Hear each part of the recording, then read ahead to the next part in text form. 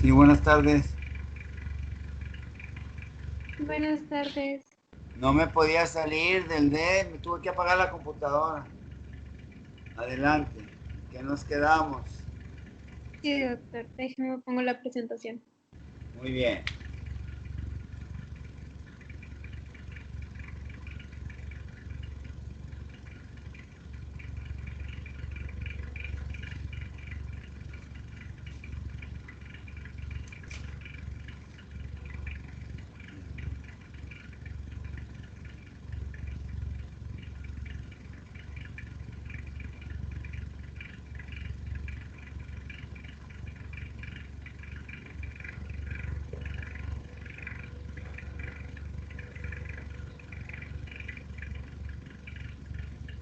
Oh,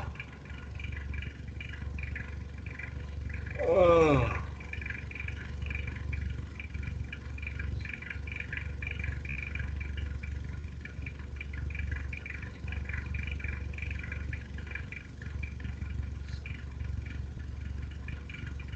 Me comenta cuando ya las puedan ver, ¿ok? Sí.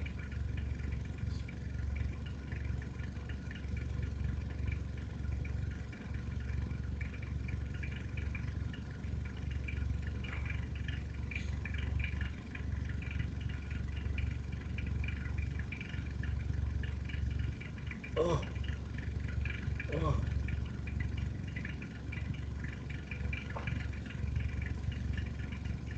¿Ya las pueden ver, chicos? Sí. Ah, ok. Sí, ya.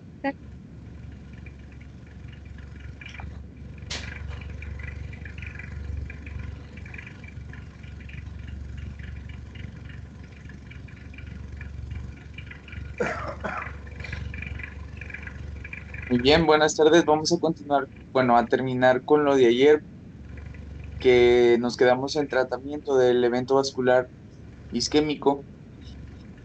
Eh, Ayer les había comentado que se va a clasificar en inmediato y a largo plazo. El inmediato va a constar, pues, de medidas generales de soporte al paciente, ya sea cardiovascular y respiratorias, y obviamente corregir cualquier otra alteración que se esté presentando en ese momento, ya es una hiperglucemia, este, o cualquier otra situación, porque hay un amplio margen de complicaciones en este tipo de pacientes. La trombólisis en caso de ser candidato, como les había mencionado ayer, que es el puntito número 2, hay que el inicio, las desventajas de estos tratamientos trombolíticos es que casi siempre el inicio va a tener que ser rápido. Entonces, estos pacientes tienen una característica que tardan tiempo en acudir a pedir atención médica a algún hospital, o bien en el hospital no los atienden rápido. Y al pasar el tiempo, pues menos útil puede llegar a ser esto y puede tener secuelas mucho más graves. El Sí, sí. punto número 3, la terapia Te voy a vascular. interrumpir, Sí, Gabriel. Te voy a interrumpir. dígame. Hiciste muy buenos comentarios, ¿verdad? De que el paciente a veces lo llevan tarde o el paciente se niega a ir Sí, porque sabe que se siente mal. Y aquellos que han tenido una experiencia hospitalaria, pues saben, o, o el paciente por su edad, sus decisiones son muy diferentes, ¿verdad? Por su misma patología, su estado de ánimo es diferente, su estado económico es diferente, o está protegido con un sector salud, o no puede. Entonces, esos sí, tiempos, como dices, son de oro, son de oro. Y luego ujú, entrar a urgencias para que lo pongan atención. Pues si en México es una fregonada el sistema de salud, aquí no, se tardan horas, en serio. Yo nunca he hecho usos aquí de salud, pero he visto a mis hijos, a mis hijas, llevar a sus familias, tardan horas. Son puros médicos legistas, que de lejos te van a atender porque no te entrevista. Y a lo mejor tú lo sabes, Cabrales, pero Pablo a lo mejor sí lo sabe y no me lo va a negar. De que no te entrevista el doctor, te entrevista la enfermera, son médicos legistas y miedosos, referólogos por las demandas o porque son ratones de un solo agujero. No saben, cirujano no sabe quitar una gastroenteritis bilar, no sabe reponer una glucemia como médicos generales que les toca casi siempre trabajar en urgencias porque no quieren pagar a urgenciólogos. Y Sí. uno se enseña a la buena o a la mala, agarrando los libros o cometiendo errores. Yo antes de hacer mi servicio social contesté todo el cuadro básico de medicamentos en donde estoy jubilado en la clínica hospital. Todos. Pediatría, nefrología, urología, obstetricia, de todo. Porque sabía lo que me iba a enfrentar y sabía cómo llevar a mi esposa, a mis hijos. Primero, cuando la situación no estaba tan difícil, a nivel particular, y ya después, pues no, porque no me alcanzaba un trabajo, tenía que buscarle otro, y aparte, tenía yo mi carro de sitio, y tuve una acción de turno de noche en la Cruz Roja de Monterrey, en Canelo Universidad. Es que yo brincaba de una chamba a otra, y sabía que llegaba con médicos particulares me iban a atender bien. Pero en el servicio médico, pues no, porque tiene un médico para 800 pacientes, pues está en la fregada. Por eso lo que estás diciendo, eso es tiempo de oro. Y todo eso tiene que pensar. Y todo eso está avanzando. Y entre más avanza, más secuelas va a haber. O hasta la muerte. Sígale, Gabriel.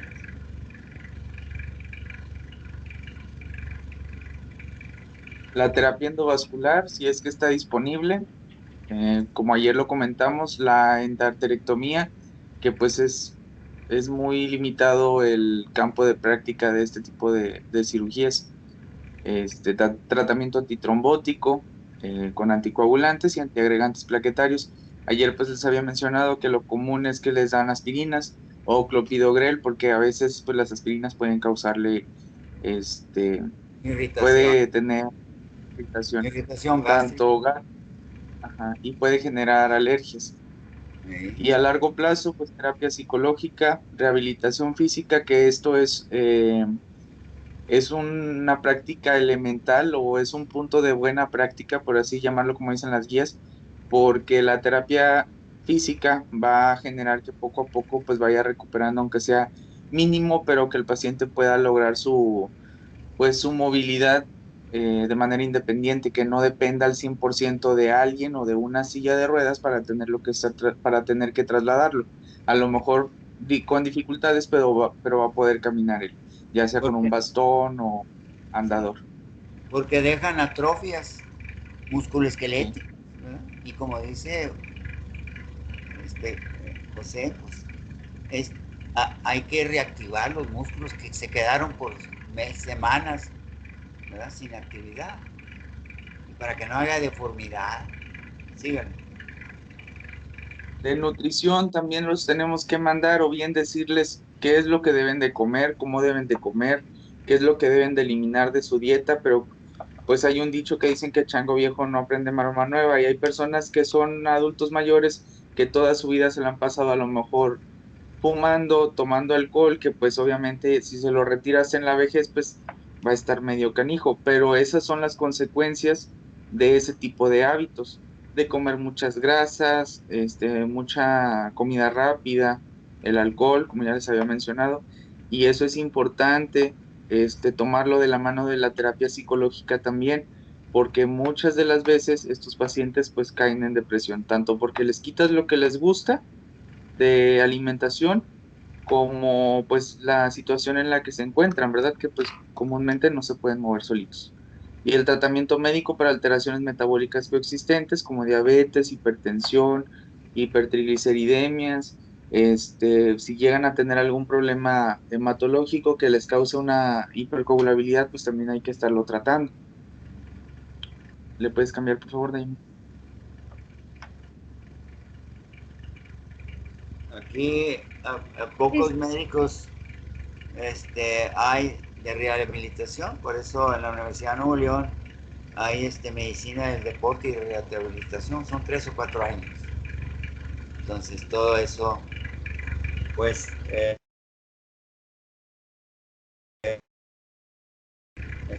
algo de las funciones del paciente. Siga. Ya está en la de pronóstico. Sí. Sí. Bueno, el pronóstico lo vamos a tener que correlacionar el deterioro del paciente para poderlo realizar. Hay una escala que maneja la Asociación Americana del Corazón en el apartado de evento vascular cerebral. Pues es un instituto que se dedica a, a velar, por así llamarlo, tanto del diagnóstico y tratamiento oportuno de pacientes con infarto cerebral o con hemorragia, dependiendo. Y pues hay una escala que va a ser con puntos del 0 al 3 o al 4, dependiendo, y entre mayor sea la puntuación, pues obviamente el pronóstico es más sombrío. Esto pues, incluso hay una página en internet que tú nada más le pones escala NIS con H, NI, HSS y te aparece sola. Te va dando página por página o ventana por ventana y tú vas poniendo las características del paciente, nada más le das calcular y te maneja solo el porcentaje y te dice pues la gravedad, ¿verdad? La edad avanzada, alteración de la conciencia, afasia, que no pueda hablar, que batalle o realmente que no diga nada. Y signos del tronco encefálico es un peor pronóstico, y que nos debe de alertar de que el paciente pues puede empeorar o bien pues puede morir, que es lo más próximo. Y los signos del tronco encefálico pues comúnmente son tanto problemas para respirar, problemas cardiorrespiratorios, pérdida del control de esfínteres, y eso, aunado a todo lo demás, como la edad, que sea un viejito, no sé, de 90 años, pues estamos de acuerdo que ya es mucha la gravedad y ahí sí tendríamos que pedir ayuda en dado caso que no seamos de la especialidad, porque pues es un tratamiento multidisciplinario. Y eso sería todo. Muy bien, Gabrieles, sí. Y estas guías terapéuticas, ustedes, ustedes tienen la facilidad de conocer el Internet y hacer uso de todo ello.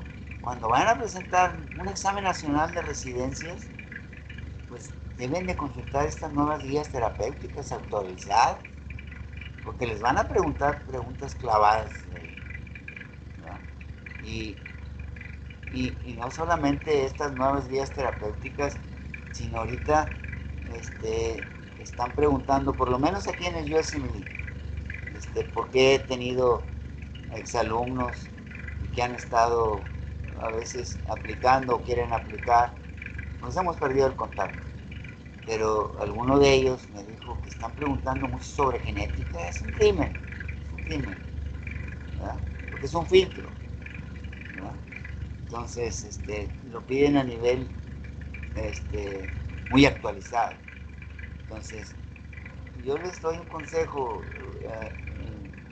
devuelvan a las básicas cuando tengan tiempo, cuando ya estén rotando en un internado o cuando estén haciendo su servicio social.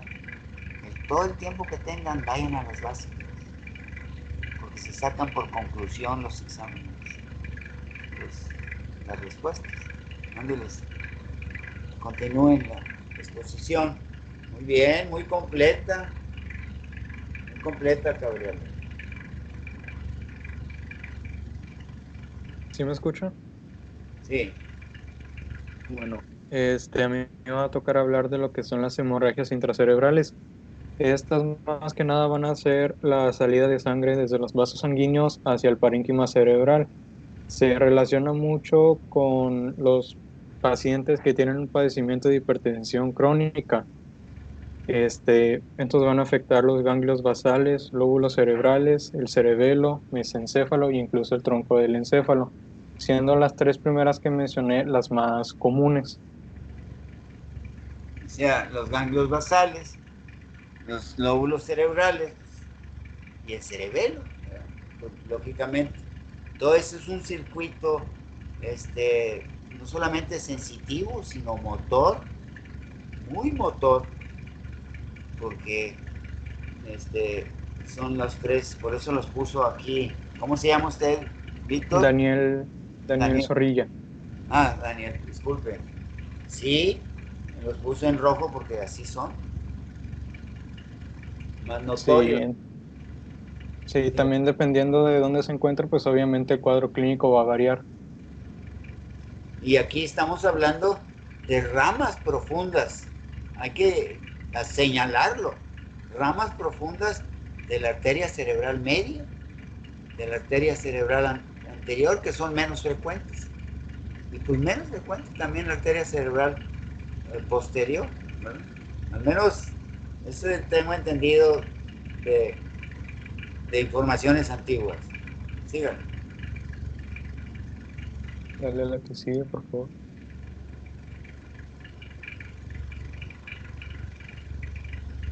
Ahí está las ramas profundas y ahí está la arteria lentículo estriada, que es la que se rompe, causa una hemorragia. Y ya queda el resto de la distribución de la arteria meningia media, ya no hay nada, ya no veo sangre. Ahí, si es antes de la lentículo estriada, Dios mío. Sígale. Y esto tiene fondo genético, ¿verdad? Zorrilla, Sí, sígale. este, este tipo de hemorragias tienen varias causas. Como ya mencioné, las más comunes suelen ser los pacientes que tienen una hipertensión arterial crónica, ya que puede originar una placa ateromatosa que va a debilitar las capas de las arterias. También se mencionan las personas que usan sustancias como lo son la cocaína y fármacos o sustancias simpático-miméticas, que entonces van a causar una hipertensión transitorial grave, que en algún momento simplemente la arteria va a reventar y va a causar lo que es la hemorragia. Que generalmente todos los simpáticos miméticos, las anfetaminas, la cocaína. Sigan. También mencionaba lo que son las malformaciones arteriovenosas, que estas suelen ser cuando las arterias vierten su sangre a lo que son las venas. También la presencia de los aneurismas congénitos, que estos se van a encontrar mayormente en lo que son arterias cerebrales anterior, media o incluso en las ramas comunicantes que se van a encontrar en el polígono de Willis. Muy bien. Ahí hay una arteria en la comunicante posterior. Yo sé que es difícil. Esta me tocó diagnosticarla cuando era estudiante. La arteria comunicante posterior es muy común, o es frecuente, no común, que tenga un aneurisma y empieza a tener parálisis del motor ocular común. Y así se dan cuenta. Desgraciadamente, no sé si me robaron libros. Sí, sí sé, pero es que no he consultado, los tengo allá en Reynosa. Alguien me ofreció traerme libros y cosas de Monterrey y dejarlas ahí. No me resultó que me robó libros porque era otro doctor, sin vergüenza. Entonces, el libro de medicina interna, la neurología de Adams, no viene como ves, como es la de Avan y el que retomó su trabajo, se me ahorita el nombre. En la medicina interna, cuando el doctor Adams fue un científico de la época de los 20, de los 30, que nos dejó mucha información, en la medicina interna puso un diagrama de una medicina interna vieja, que yo lo compré en los libros usados, que cuando podía ir a la facultad iba, y pues la perdí, creo haberla perdido. Venía una figura con todos los aneurismas que puede tener la arteria cerebral media, la arteria cerebral anterior y la comunicante. Y ahora pues tengo el Adams y este colaborador, no me acuerdo cómo se llama, como el Guyton, murió el doctor Guyton, y a pesar de que tuvo 9 hijos e hijas y todos doctores, nadie retomó la bandera de su padre, y fue un alumno del doctor Hall. Por eso seguimos con la del Guyton. Dios libre, el día que muera Hall, se acaba el Guyton. Y así, Victor y Adams, el alumno ya no trae las descripciones tan bonitas como traía el doctor Adams. Síganme. Las aneurismas normalmente los pacientes no presentan ningún tipo de síntoma ni nada. Solamente van a empezar a presentar los síntomas cuando estas aneurismas vayan a comprimir estructuras adyacentes. El manual de Merck mencionaba que podían llegar a comprimir los nervios craneales 3, 4, 5 y 6 e Sí. incluso el quiasma óptico. Entonces de ahí depende obviamente qué manifestaciones son las que vayan a presentar. Muy bien, Zorrilla, muy bien. Ahí va a gritar el diagnóstico. Oiga, ya no empiezo a ver hacia afuera, la parte interna, las líneas que se cruzaron, las nasales, se cruzan hacia al polo occipital opuesto. O las externas, ya no veo hacia afuera, doctor. Pues sí, te está gritando un aneurisma en el quiasma, ¿verdad? Que está presionando el quiasma óptico. O puede ser también un tumor de la hipófisis, un somatoestinoma o un prolactoestinoma. Ya nos está gritando ahí el diagnóstico. Necesidad, así, darnos cuenta, ya después se confirma con resonancia o con TAC, pero como decía Cabriales, lo que cuesta, y si no quiere a Monterrey, y en lo que va, chinga, se rompió, se desangró. ¿Por qué? Qué bonitos gobernantes. No hay TAC suficiente en la Secretaría de Salud. Qué triste. Van a Monterrey y muchos se mueren en el camino. Y muchos a veces les quitan las ambulancias, la delincuencia. Así de eso.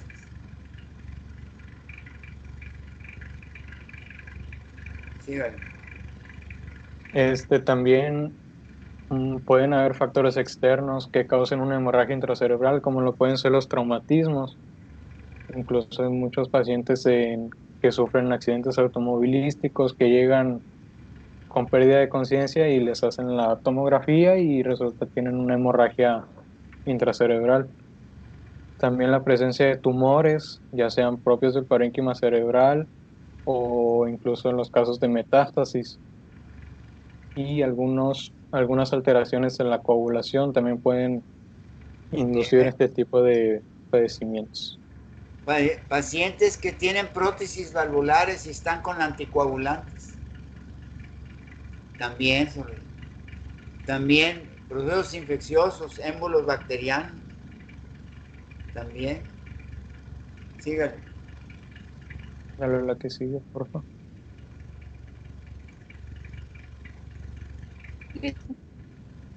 ¿Ya? Normalmente la sangre en la hemorragia se va a ir acumulando, lo que va a originar, mejor dicho, una masa, lo que va a inducir una disección de los tejidos e incluso una compresión, causando disfunción neuronal. Muchas veces hay una herniación tentorial, como se puede observar en la imagen de arriba, que va a desplazar la línea media, incluso el sistema ventricular a veces, o a veces, dependiendo si es una hemorragia más profunda, va a ocasionar lo que es una herniación subfacial o falcial, perdón, subfacial. Que esto también obviamente va a ser un indicio de la presentación clínica. Con síntomas, con signos neurológicos.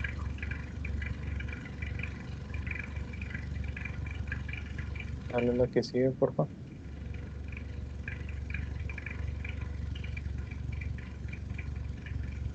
Ya. El cuadro clínico va a iniciar más que nada con lo que es una cefalea súbita. El paciente puede ser una cefalea que dure mucho tiempo, puede ser una cefalea que tenga una duración corta.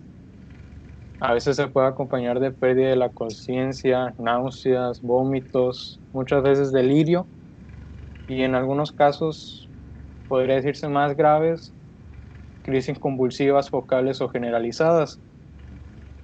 También pueden presentar déficits neurológicos. Muy bien. Los vómitos pueden ser muy violentos y los describen en proyectil. Y nos están avisando que está algo neurológico, es un síntoma neurológico. También dependiendo de dónde se encuentre la hemorragia, se van a adicionar ciertas manifestaciones, ya sea una hemorragia en los hemisferios del cerebro, va a presentar lo que es una hemiparesia, o incluso que va a ser podría decirse una pérdida de la función o de la fuerza de un lado, de ambas extremidades, o sea, del lado izquierdo, el brazo y la pierna, o ya sea del lado derecho. También en la fosa posterior esto va a causar déficits cerebelosos que pueden ir desde una simple oftalmoplegia, estertores pulmonares, pupilas puntiformes, hasta inducir un coma.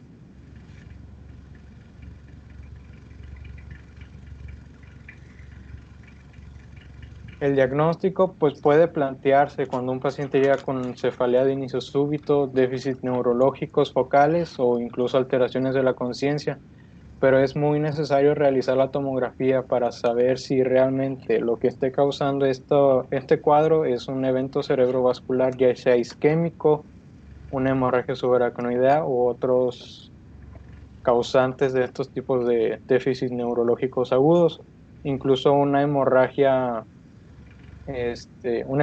pequeña. Esta puede pasar desapercibida ya que no va a presentar mucha sintomatología y se puede confundir con un evento cerebrovascular isquémico.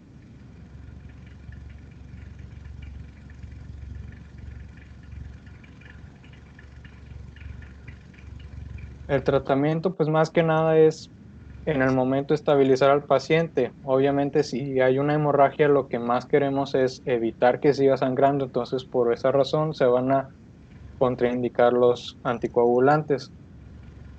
Incluso se van a tener que inducir sustancias como vitamina K o incluso se va a tener que hacer una transfusión plaquetaria para evitar ese mismo sangrado. Si el paciente llega con una alteración en la presión arterial, pues obviamente se tiene que controlar esta para no causar un daño mayor.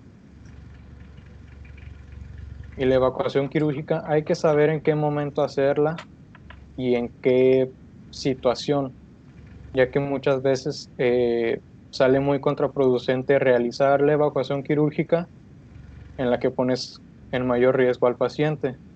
Sí. Normalmente los hematomas en los hemisferios cerebelosos con un diámetro de 3 centímetros, estos pacientes se les puede realizar la evacuación quirúrgica sin ningún problema y pueden recuperar las funciones que habían perdido. La extracción temprana del hematoma en los lóbulos cerebrales puede llegar a funcionar, pero siempre está el riesgo de que podría ser que en el postoperatorio pueda volver a sangrar y esto lo que va a causar es que va a volver a acentuar los síntomas e incluso a hacer un cuadro más grave.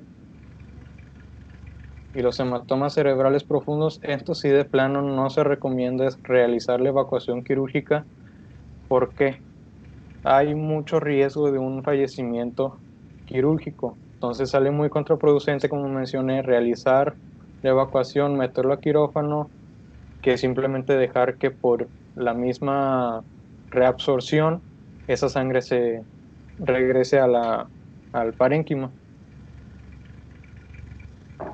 Normalmente los hematomas grandes son los que van a ser... ¿Perdón? Tarda la reabsorción, sí. Por eso les di lo más básico, las células del sistema nervioso. Serían las células de microglia, ¿verdad? Las que van a reabsorber todo esto, pero lleva tiempo. Pero cuando hay un proceso hemorrágico antes de entrar, ¿verdad? Se tiene que controlar la presión. Y si no se controla, pues puede morir en el transoperatorio, ¿verdad? Ándele, Zorrilla. Eso sería todo de mi parte. Muy bien.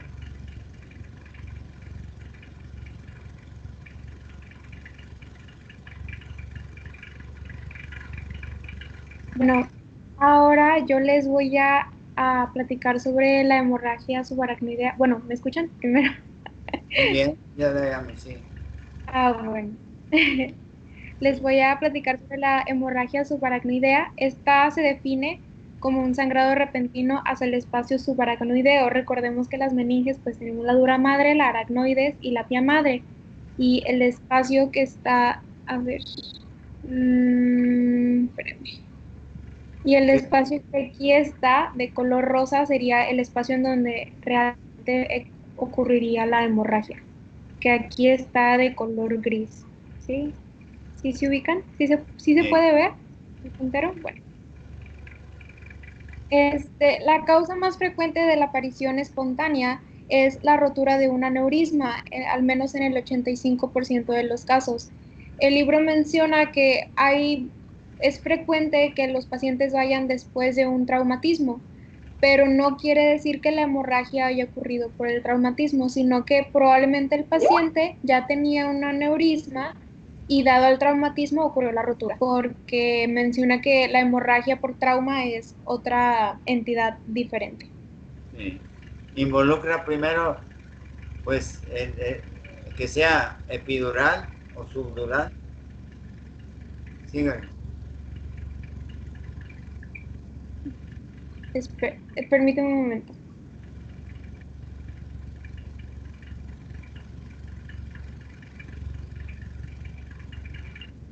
Sol- Ah, se me había olvidado.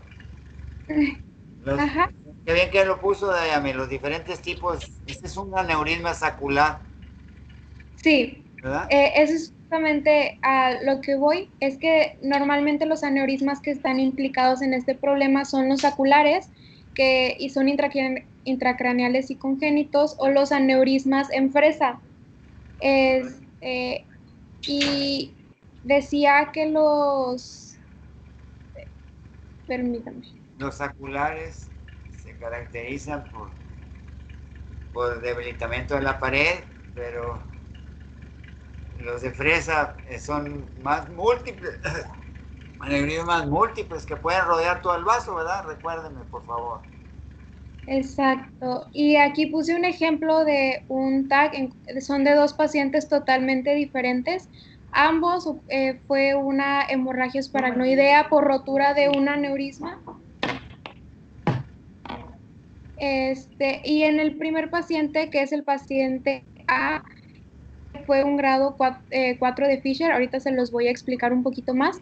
En esta fue una rotura del aneurisma de la arteria comunicante anterior, mientras en el paciente B fue un hematoma causado por la rotura de un aneurisma cerebral, de la arteria cerebral media izquierda. Entonces ahí podemos ver más o menos cómo se va a ver la hemorragia, es lo que se ve de color blanco. Claro. Y puede aparecer a cualquier edad, no es por regla que va a ocurrir en un grupo, pero es más frecuente durante los 40 y 65 años. ¿Por qué? Porque es cuando el doctor Corando decía cuáles son los 3 poderes del hombre.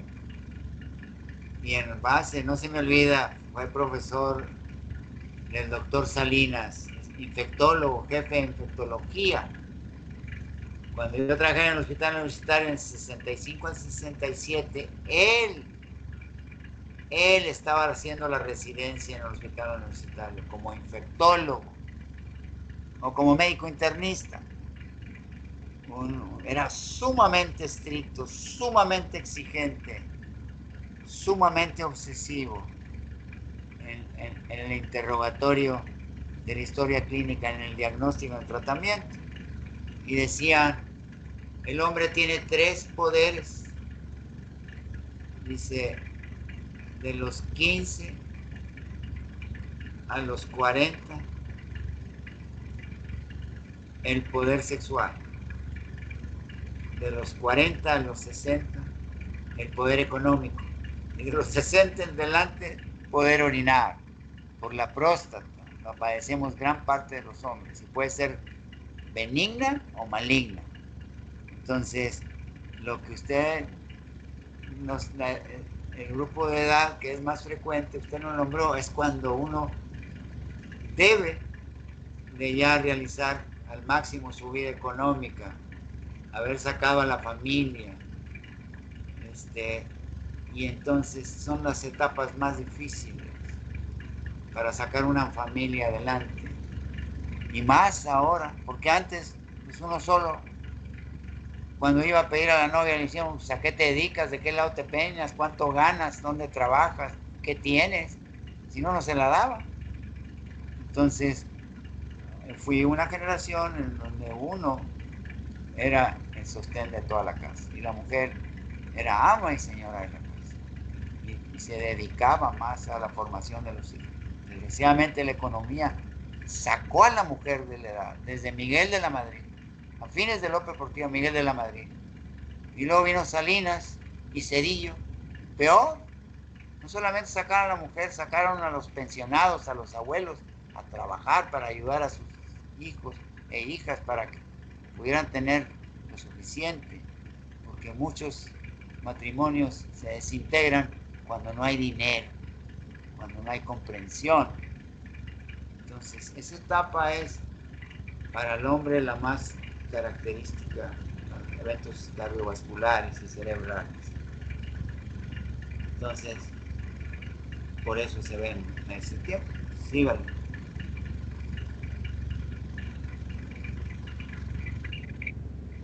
Bueno, estos pacientes son muy delicados. La presencia de la sangre en el espacio subaracnoideo lo que va a ocasionar es una meningitis y esto va a conllevar a que se eleve la presión intracraneal y tengamos a un paciente al que le tenemos que tener sumo cuidado. Es ni tocarlo ni con el pétalo de una rosa. ¿Sí? Y el Porque clásico aumenta es la la presión. Uh-huh. Los vasos están sujetos por una presión interna, el endurecimiento de las bacterias, y por una externa, por el aumento de la presión intracraneal. Pues ya son dos presiones. Sígale. Muy bien, sígale. Y aquí uno de los peligros más grandes que podemos correr, y es lo que nosotros como médicos debemos evitar, es que ocurra una segunda rotura. Esto es más común a los 7 días y por esto mismo se le debe de dar los mejores cuidados que nosotros podamos al paciente, porque una segunda rotura sería pues prácticamente mortal o le bajaría mucho la posibilidad de que pueda sobrevivir. ¿Sí? También debemos de considerar que va a haber un edema cerebral y este va a alcanzar su máximo entre las 72 horas y los 10 días. Y durante este tiempo, el riesgo más grande que tenemos es el vasoespasmo secundario, que si sucede va a ocasionar una isquemia cerebral focal, tal y como lo muestro en la imagen. Y Sí, esto pues nos pone en peligro mucho. Uh-huh. Sí, sí, mire, me voy a regresar un poquito a la fisiología. Uh-huh. Un vaso, falta de riego en las ramas terminales de un tejido. Antes de llegar a esas ramas terminales, hay un mecanismo que la falta de oxígeno produce un vasoespasmo para aumentar la presión a nivel de los vasos terminales, porque están sufriendo, hay isquemia y hay un vasoespasmo arterial que complica, que cree salvar, pero complica más la situación. Y ese es un mecanismo de retroalimentación positiva que nos salva por un ratito, pero nos va a llevar a la muerte. Siempre se los puse como ejemplo, que quedara bien claro la retroalimentación negativa desde el punto de vista bioquímico y desde el punto de vista fisiológico. La retroalimentación negativa, con eso vivimos, con eso mantenemos los niveles adecuados de todo, porque el producto inicial, cuando ya se complete el ciclo metabólico, y siempre se los digo bioquímicamente, el producto final para a la reacción primaria. Entonces, esa es una retroalimentación negativa. Ya tengo insulina, pues voy a parar a la primera reacción para producir insulina en los islotes beta del acné. Y en tanto, les ponía el ejemplo, la retroalimentación tengo yo un sangrado, y el sangrado es muy profuso, quedé en una posición en que no puedo hacer presión al sangrado, vamos a suponerlo así. Entonces el corazón inicia, el hipotálamo inicia una reacción de retroalimentación positiva. Se da cuenta el hipotálamo de que me falta sangre en el cerebro, le avisa, y al corazón, entonces, pues late más el corazón, y late más, y late más. Pero mientras no pare yo la hemorragia, porque no la puedo alcanzar, pues va a latir el corazón, porque me lo está pidiendo el hipotálamo, según él, pero me va a llevar a la muerte, porque va a acelerar el corazón hasta que se fibrile, o tenga un aleteo de 250 a 400 latidos por minuto, y va a haber un paro cardíaco. Y eso puede durar minutos. Por eso puede uno pronosticar la muerte cuando tengamos los registros en el monitor. Y si va uno, he tenido familiares hospitalizados aquí, hermanas de mi madre. No, hombre, sí. No, tienen una bola. Y estoy hablando de los 80 y tantos que murieron, 90, en los 90. Pues pronostican la muerte, pues claro, está la frecuencia, está el trazo electrocardiograma. Entonces, ese mecanismo de vasoconstricción es de rescate, pero no de a la muerte. Es una retroalimentación positiva. Sígale de ahí.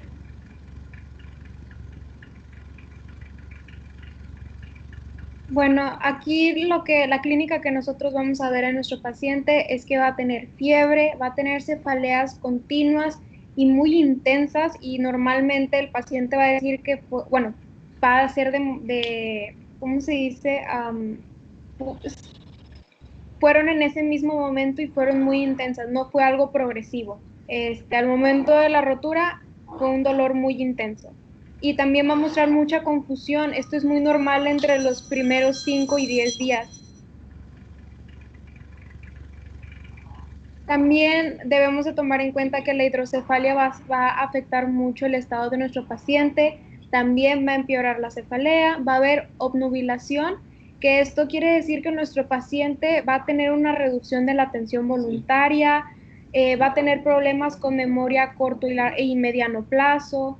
Su pensamiento va a ser hasta cierto punto lento, torpe, va a estar somnoliento, y solamente van a poder responder a estímulos dolorosos y verbales que sean muy cortos. No le vamos a poder dar indicaciones o hablar de una manera muy compleja porque no nos va a entender, y probablemente puedan tener una afasia tal y como la de la imagen.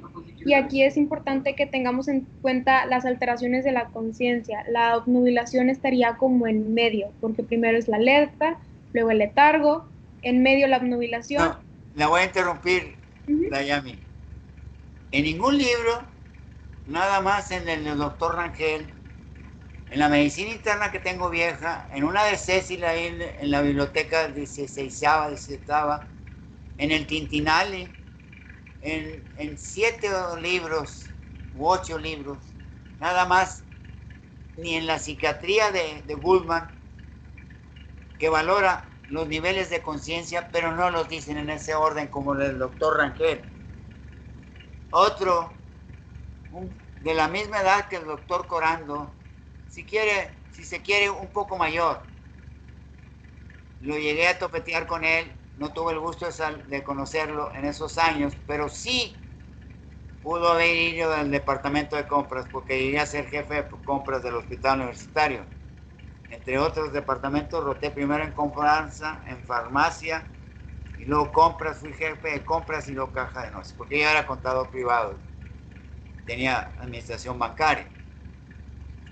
Podría manejar cualquier departamento, hasta el de caja lo manejé de noche, tenía esos conocimientos.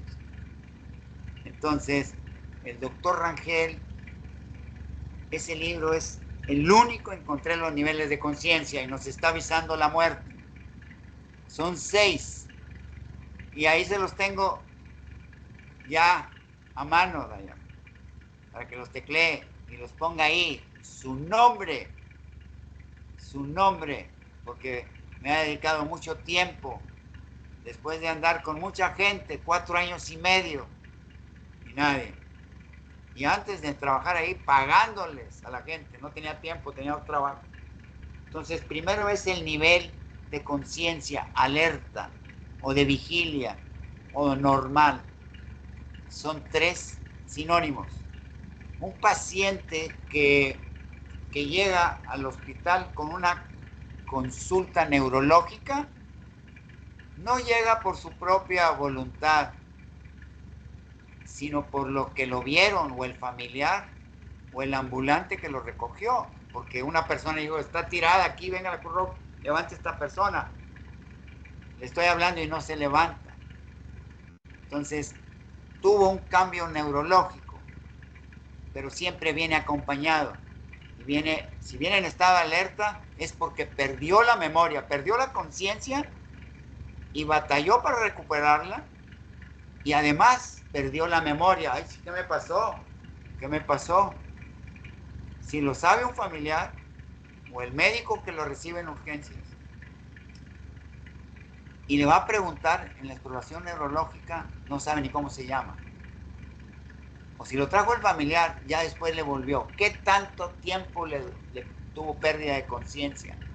1, 2, ¿qué tanto tiempo tuvo una amnesia retrógrada? Que no sabe ni quién soy. Entonces, ese es el primer nivel.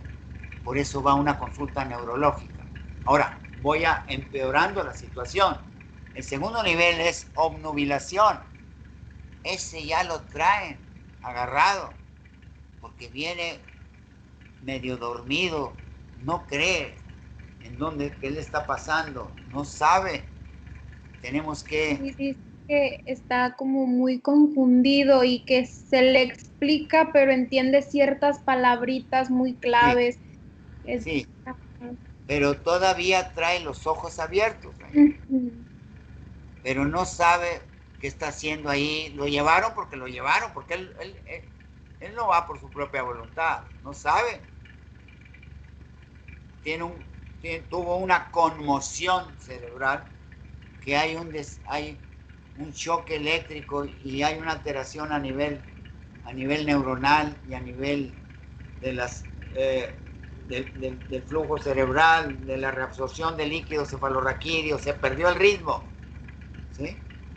Entonces, está somnoliento, está obnubilado. El tercer nivel ya llega dormido y hay que aplicarle estímulos verbales, Y darle de orden. ¿Cómo te llamas? Hey, no abre los ojos, tiene los ojos. ¿Cómo te llamas? Ah, entonces te voy a aplicar un estímulo doloroso.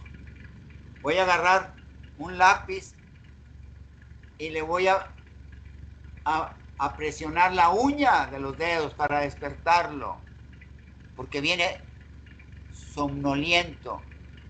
Batallo para que me haga atención. ¿Cómo te llamas? Necesita abrir los ojos. ¿Cómo te llamas? Y más dolor, con un estímulo verbal y doloroso nos puede decir, fulano tal, ¿qué estoy haciendo aquí? Tan luego dejamos de interrogarlo, se vuelve a dormir. Cuarto nivel, viene estupuroso, con pérdida de la conciencia, que la puede recuperar en un rato y se vuelve a dormir.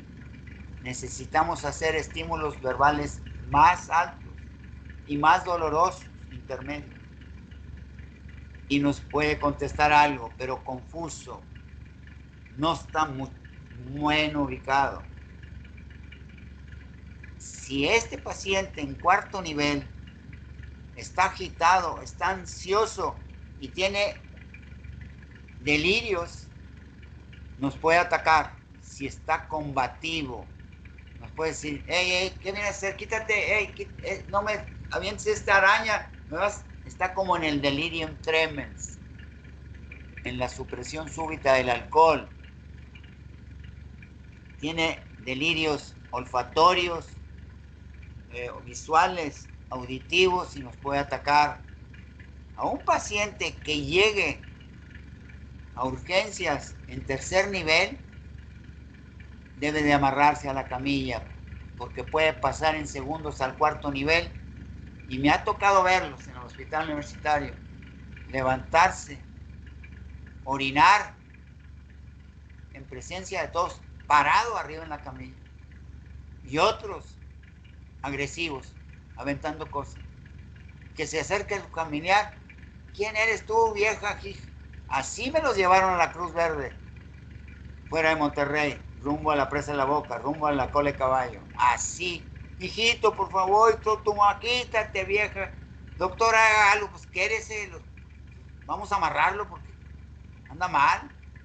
No me puedo acercar. Si usted no lo reconoce, ¿cómo me voy a acercar yo? Y el vigilante, órale, güey, ponte a jalar. Y el ambulante, oye, ayúdame. Porque casi siempre tuve puros enfermeros, porque ahí las enfermeras no valían. Las trataba un estúpido. Batallamos con borrachos, con drogadictos. Si está en el cuarto nivel agresivo, ya es confusión, pasó a delirio y es muy agresivo. El quinto nivel ya está estupuroso. ¿Qué me dice el estupor? Que los primeros 3 niveles, 4 niveles, el problema está en un hemisferio. Y el cuarto nivel ya me dice que está en los 2, al igual que el coma.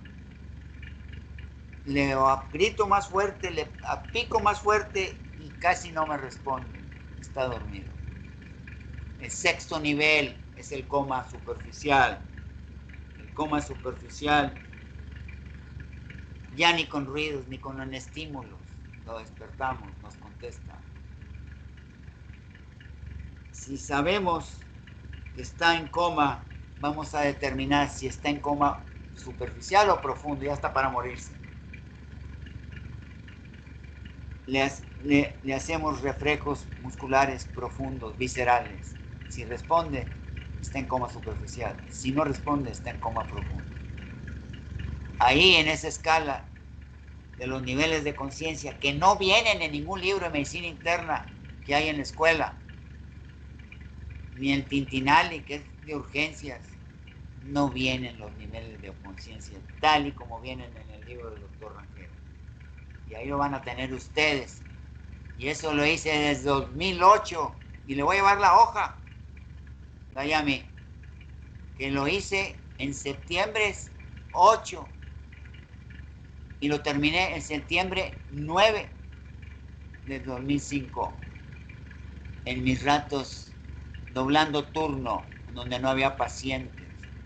Lo hice en el 2005 y se los di a médicos y a paramédicos y nadie me los tecleó. Y a un cajero, cuando trabajaba en otra Cruz Verde, ahí trabajaba en el hospital, clínico hospital del municipio de Santa Catarina. Ahí hice la escala de coma de Glaser. Y Carlos Rivera me lo tecleó, pero se le borró la información. Y no lo tengo, Dayami, tecleado. Y les digo a qué nivel está la lesión, para que puedan sepan anatómicamente dónde está la lesión. Jamás me va a venir un libro así, de los que consulté, y los reto a que lo revisen para que se den cuenta. ¿Cómo demonios vamos a hacer una clasificación de escala de coma de Glasgow? Que la suma de todos es 15. El 80% de los pacientes que vienen a urgencias por los primero y segundo nivel son del 15 al 14%. Es el 80%. Se observa ahora, se le dan indicaciones al familiar, no tanto al paciente, porque puede recaer, evolucionar. Se le toman estudios, si hay un TAC, qué bueno. Qué bueno. Si no hay, aquí en Reynosa. El IMSS igual, no pasan presupuestos. Los descomponen y no los arreglan. Si está en 14 o 15, se le hacen esos estudios, mínimo una radiografía, mínimo, que ya no sirve para nada, mucho. y se queda ahí unas horas y se le da indicación por escrito al familiar o al paciente y se da algo. O se le habla, ¿cómo te llamas? Ya cuando recupera, con un teléfono, porque le voy a hablar para que vengan por ti. Lo hice una y otra vez. Bueno, si viene de 8, de 13, a antes de 8, a 9, se le hace TAC, se le hace resonancia, seguramente. Si hay TAC, mejor, porque es más barato, resonancia, y se queda internado.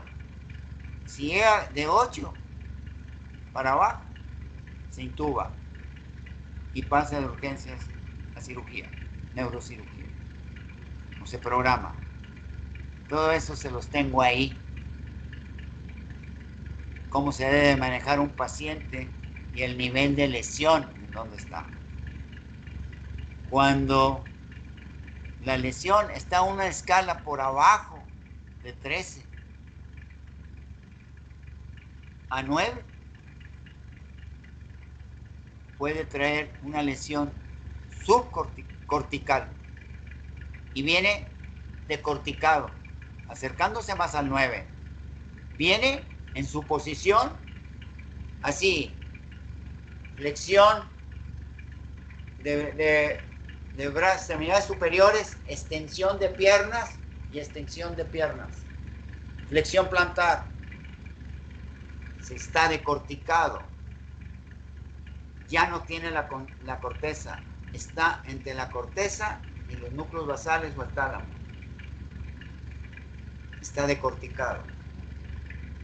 A nivel anatómico les estoy explicando. Si está en una escala de coma de 8 para abajo, está descerebrado, es el signo, está en extensión, extremidades superiores e inferiores, y rotado, sus extremidades inferiores hacia la izquierda. Es el síndrome de la motocicleta. La lesión está del hipotálamo al mesencéfalo y la parte superior de la protuberancia. Si está en una escala ya de 6 o de 4, ya está para morir. Porque cuando llega al bulbo raquídeo, al centro respiratorio, adiós, ya se murió. Ya está en coma superficial. Y va para Doctor. Mándeme. Doctor, ¿cree que podamos continuar el lunes? Es que ya son las 3:05. Está bien, yo sé que ustedes tienen compromisos. Ándeles. Nos vemos, Faltan cabrón. unas tiempos. Ándeles. Nos vemos el lunes. Cuídense ustedes también. Que tenga un buen fin de semana, doctor. Igualmente ustedes, descansen, disfruten, pero tranquilos. Una buena comida, una buena cervecita, un traguito y se acabó. Ándeles, cuídense. Nos vemos.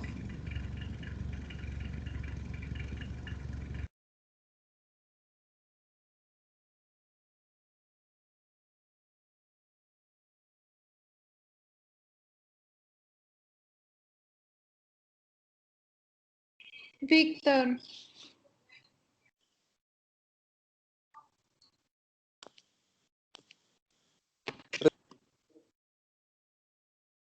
Presente, ya.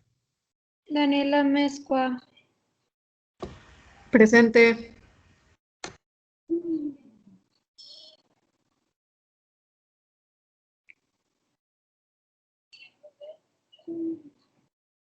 Ruth Lara. Presente. Leslie Rivera. Presente. Daniela Quevedo. Presente. Jennifer Cedillo. Presente. Frida Castillo. Me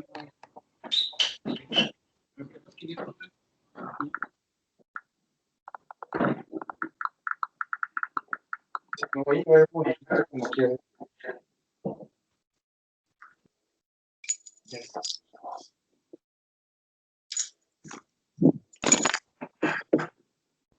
Flor Arlet. Presente. José González. Presente. José Ibarra. Presente. Daniel Zorrilla. Presente. Vania Lima, Presente. Naila Zavala,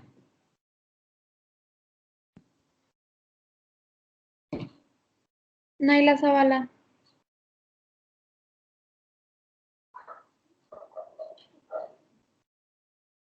Lorna Carvajal,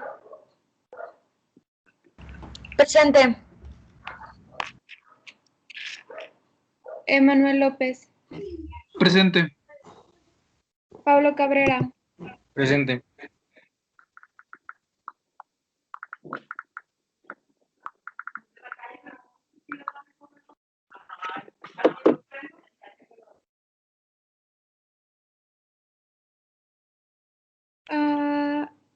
Evelyn García,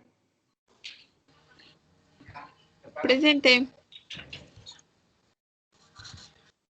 Silvia Ruiz,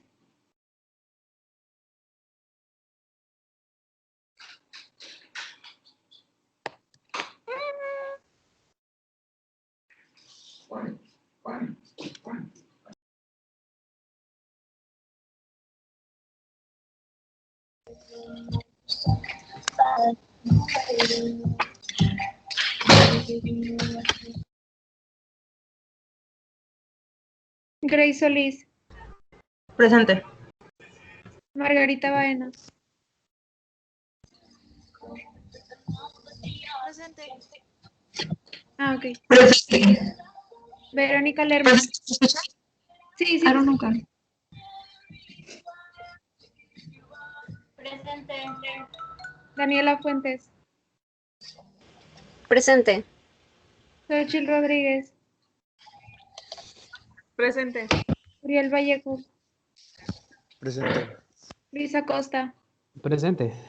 Rosario Cruz, Presente.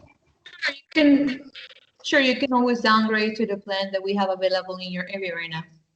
ya se pueden retirar. Dayami, no me mencionaste. ¿Pusiste tu nombre en el de este? No, you won't be. Es que lo No, of course you pusiste won't be Sí, está bien. más para poner. Move to operator Okay. downgrade if the plan is available in your area.